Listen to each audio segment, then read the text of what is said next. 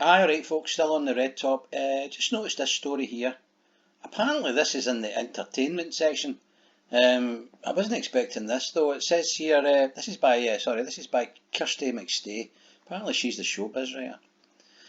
That's J.K. Rowling, there she is, kind of showbizy, isn't she? But anyway, listen, you wouldn't expect this though associated with her. It's quite shocking really, but anyway, the headline is J.K. Rowling mocks, I don't know what J.K. stands for. Anyway, mocks troll who sent pipe bomb death threats and claims failed attempts to cancel her boosted sales. Good. So she's got a new book series out, I know that, I don't know the name of it. I've got to own up to this, I've never seen Harry Potter, I've never read the books, but my son has, and my nephew has, so, and they loved it, so there you go. As far as I know, she's a gentle person, and when they hurt a fly, she said her own life, trials in her own life, as far as I know, and she is where she is on her own merit. Alright? People think because she's got a lot of money, you know, that makes a difference. No, it doesn't. You can only wear one pair of trousers. You can only have one desk. You can only have one typewriter. Well, you could have two if you want, but you can only work with one, if you know what I mean, at a time. You can only drive one car at a time. You know? When you're eating your dinner, you only have one fork. Okay, she can pay her poll tax. She doesn't need to worry. But she's earned that. Right? Okay, get that out of the road. So it goes on here. The Harry Potter author took to Twitter today to call out a user who sent her a vile message online and said she's even received threats of being beaten, raped, assassinated and bombed. Now that beggars belief. You know? That's absolutely atrocious. Now this article, as we read it, isn't about how outrageous that is. This article is about, or it seems to be constructed in a way as an explanation as to why that's happening. You know, this is what I don't understand about the whole twist sort of deal here. But anyway, let's go on. The Twitter troll account sent her the message, "I wish you a very nice pipe bomb in the mailbox." Aye, right, you know. The 55-year-old hit back and wrote, "To be fair, when you can't get a woman sacked, arrested or dropped by her publisher, and cancelling her only made her book sales go up, there's really only one place to go." I think what she's meaning is, fuck off. She's too articulate to say that. So I said it. It says here, I'm going to say, J.K. Rowling has been embroiled in a row over trans rights after taking issue with an article discussing people who menstruate last year. Well, people who menstruate are women. And there's a lot of politics around women. It's strange, isn't it? It's a subject that you would never think. A woman's a woman and a man's a man, but that's not what they want you. That's not what some people think. They say, that's a grey area, that. What do you mean? Oh, the women thing, it's a grey area, you know, because I'm a woman as well. Well, you're a trans woman, aren't you?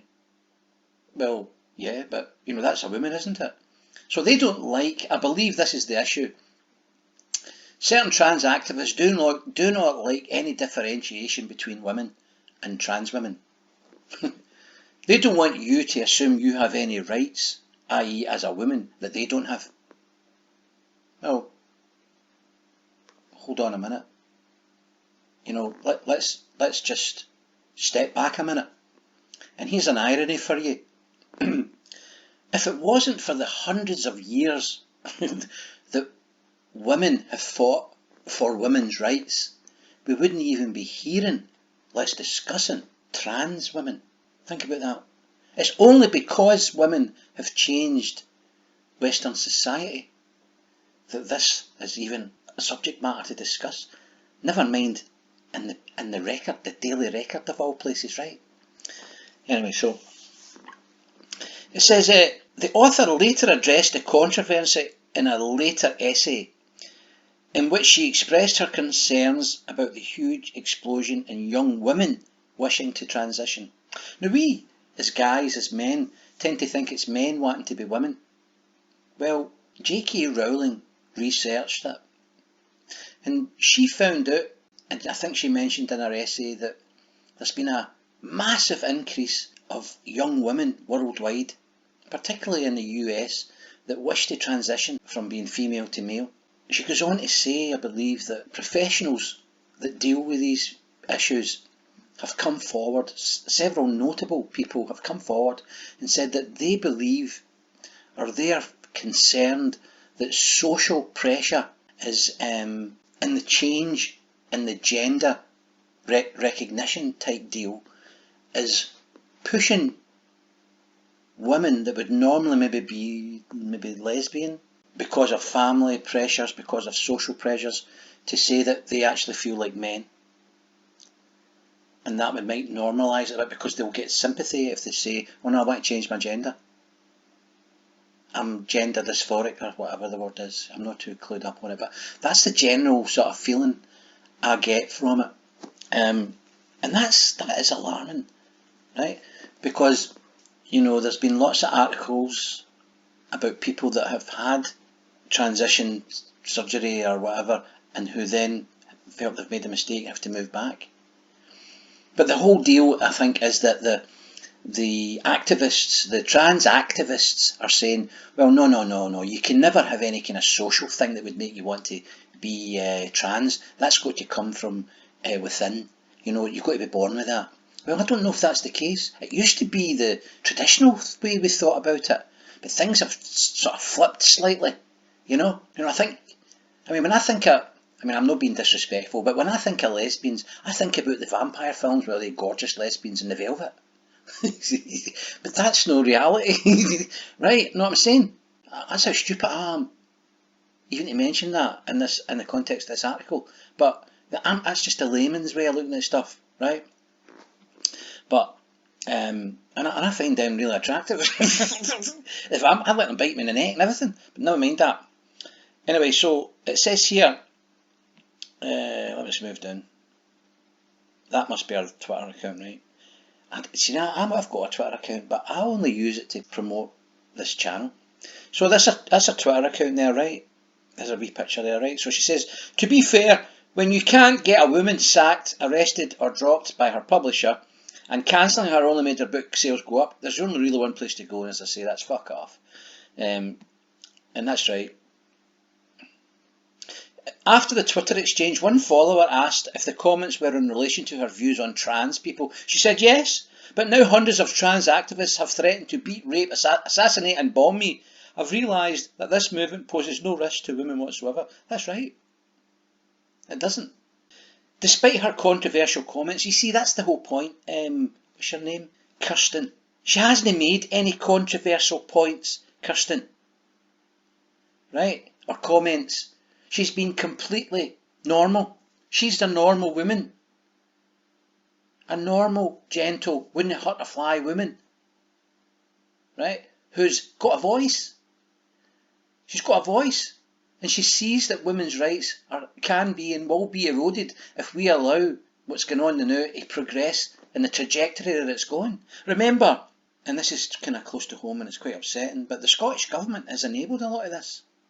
They have enabled a situation where a 6'5" brickie with a beard, high-vis jacket and a set of steel toe-cap boots can turn up at Shettleston swimming baths with a towel under his arm and could ask the assistant, excuse me, where's the ladies' changing room? And when the assistant says to him, the very helpful assistant says to him, oh sir, the gents is over there, he turns to her and says, and he can legitimately do this, I identify as a woman. She's got to direct him towards the ladies' changing room where there will be young women, young girls, vulnerable people who may be in a horrible situation at home, and that's the one place that they can be and have some privacy. And in walks a 6'5" fucking bricklayer. The rules used to be that you had to be either, in transition, I believe. I mean, I'm not educated in this, but you had to either be booked for surgery, going through the stages, whatever. Now you just need a certificate or something like that. It just says, I identify as a woman. Don't tell me there's no cunning individuals who would take advantage of these rules and manipulate the system in order to get close to vulnerable kids and women. Never mind denying them their privacy. Are they not entitled to their privacy? We're entitled as men to our privacy. And that's the way it's always been. But people like, regretfully, Nicola Sturgeon seems to be all in with this. All in. Maybe, thinking about Harry Potter right now, maybe we should have a special door for the 6'5" bricky with a beard who identifies for a woman. One of the doors that they walk through, and there'll be a whole new changing room in there full of fucking brickies. You know, I'm not saying, listen, I'm no saying brickies will identify as women.